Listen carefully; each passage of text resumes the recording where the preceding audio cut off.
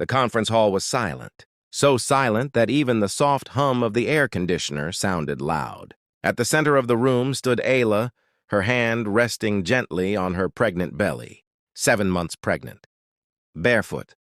No makeup, no jewelry, no husband beside her. Just days ago, she had walked out of this very building with tears in her eyes and nothing in her hands, except the truth that shattered her life. Now, she had returned, and every powerful man seated around the long mahogany table felt something they had never felt before. Fear. At the head of the table sat Rayan Malik, CEO of Malik Holdings, one of the largest construction and energy empires in the country. Ayla's husband, or rather, the man who used to be her husband. Rayan didn't look at her at first. His jaw was tight, fingers clenched around a pen. He had already snapped in half without realizing it. Because 3 days ago, everything had gone wrong. Flashback 3 days earlier, still same scene, narration shift. Ayla had not planned to come to Malik Holdings that day. She was supposed to be at home resting, listening to the doctor's instructions, waiting for Rayan to come back from his business trip. But something inside her had felt wrong. A quiet instinct, a whisper in her heart. So she came. She entered the building, smiling, pregnant glow on her face, hoping to surprise her husband. Instead, she found him in the private executive lounge. Not alone, Rayan stood by the window, his arm wrapped around another woman. A young woman, elegant, confident, holding a file in one hand and Rayan's hand in the other. And the words that followed were the ones that destroyed Ayla's world. Once the baby is born, I'll finalize the divorce, Rayan said calmly. I can't have the company tied to her anymore. The woman laughed softly. And the child? Rayan didn't hesitate. I'll handle it. She's too emotional to fight. That was when Ayla dropped her purse. The sound echoed. Rayan turned. Their eyes met. And in that moment, Ayla didn't scream, didn't cry, didn't beg. She simply looked at him, then at the woman, then at her own belly, and she walked out. No argument, no drama, just silence. Back to present, boardroom. Rayan finally looked up. Ayla, you shouldn't be here, he said quietly. She smiled, a calm smile. The kind that comes after pain has already burned everything inside. I know, she replied softly. That's why I'm not here as your wife.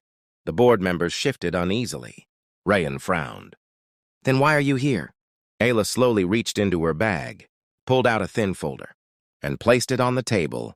I'm here as the majority shareholder. The room froze. Rayan laughed once. A sharp, nervous laugh. That's not funny. Ayla looked at him. I'm not joking. One of the senior board members spoke carefully. Mr. Malik, perhaps we should review the documents. Rayan stood up. This is ridiculous. She doesn't own anything significant. Ayla opened the folder. Inside were legal documents. Share certificates, contracts, all neatly arranged. 3 years ago, she began calmly, when your overseas accounts were under investigation, who signed as guarantor?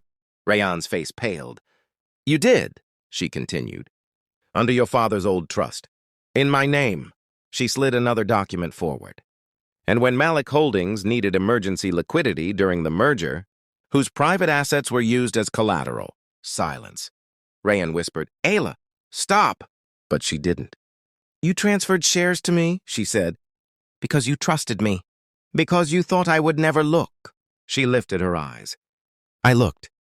The legal advisor cleared his throat.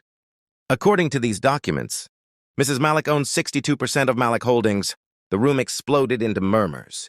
Rayan slammed his hand on the table. This is manipulation. She's pregnant. She's emotional. Ayla's voice hardened for the first time. No, she said. I was emotional when I loved you. She took a breath. I'm focused now. The final blow. Ayla gestured to the screen behind her.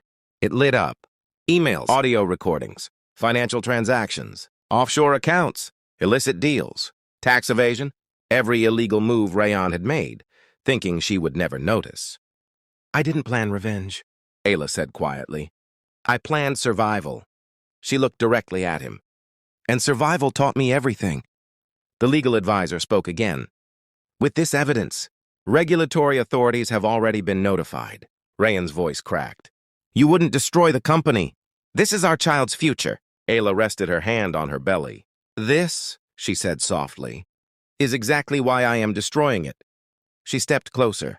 So my child never learns that power comes from betrayal. Security entered the room. Rayan collapsed into his chair. The board voted. Unanimous. Rayan Malik was removed as CEO. Ayla Malik was appointed acting chairwoman. As she walked toward the door, Rayan called out weakly, Ayla, please. She turned one last time. You lost me the moment you thought I was weak. Then she left. Closing narration for YouTube. She walked out pregnant, betrayed, and silent. She returned powerful, prepared, and unstoppable. He thought she would cry. She chose to rise. And that day, a woman didn't just leave a marriage. She ended an empire. The elevator doors closed behind Ayla Malik with a soft metallic sound. For the first time since she had walked back into Malik Holdings, her knees felt weak. Not from fear, from release. She leaned back against the glass wall of the elevator, one hand gripping the railing, the other resting on her swollen belly. Her child kicked, a sharp, sudden movement, almost as if the baby sensed the shift in the world. Ayla closed her eyes. It's okay, she whispered. We're safe. But the city outside didn't care about safety. The moment the boardroom decision was finalized, Malik Holdings became a battlefield, and Ayla was walking straight into it. Inside the car, continuous scene. Her phone began to vibrate, once, twice, then nonstop. Unknown numbers, executives, lawyers, journalists, family members who hadn't spoken to her in years. She didn't answer. Instead, she opened one message. Rayan, you think this is over? You have no idea what you just started. Ayla read it calmly, then deleted it. She stared out at the city skyline. Tall buildings, glass towers, power structures built by men who believed emotions made women weak. She had once believed that too. Malik Holdings, lobby. When the elevator doors opened, the atmosphere had changed. People stopped talking. Phones went down. Eyes followed her, not with pity, with uncertainty. Ayla walked through the lobby slowly, each step deliberate. She wasn't running. She wasn't hiding. She was claiming space. A young assistant rushed toward her. Chairwoman Malik, the press is outside. Ayla,